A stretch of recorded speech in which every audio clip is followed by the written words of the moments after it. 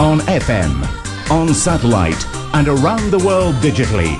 This is RTI, Radio Tatras International. Bolo 11 hodín, počúvate RTI správy, má pripravené Michal Novák. Správy RTI. Dobrý deň. Arabské krajiny chcú zvolať schôdzu Bezpečnostnej rady OSN, ktorá by mala byť zameraná na urovnanie všetkých arabsko-izraelských konfliktov a obnovu mieru na Blízkom východe. Podľa Ligy arabských štátov zmierenie medzi arabskými krajinami a Izraelom predpokladá založenie samostatného palestínskeho štátu, vyriešenie problému Golanských výšin a zabezpečenie trvalého mieru v Libanone.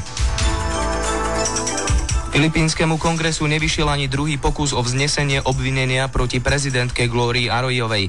Opozícia ju podozrieva z falšovania volebných výsledkov v prezidentských voľbách v roku 2004.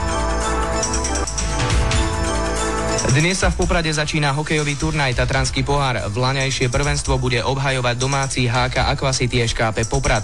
Namiesto 4 dní sa v Poprade a v Kežmarku bude hrať len 3 dni a počet účastníkov sa zvýši na 8. Okrem domácich Popračanov sa pod Tatrami predstavia aj reprezentácia Slovenska do 20 rokov, reprezentácia Švajčiarska do 20 rokov, nemecký Wolfsburg, českí extraligisti HC Pardubice a HC Vitkovice a ďalší dvaja slovenskí extraligisti HC Slovan Bratislava a HC Košice. Aké bude počasie?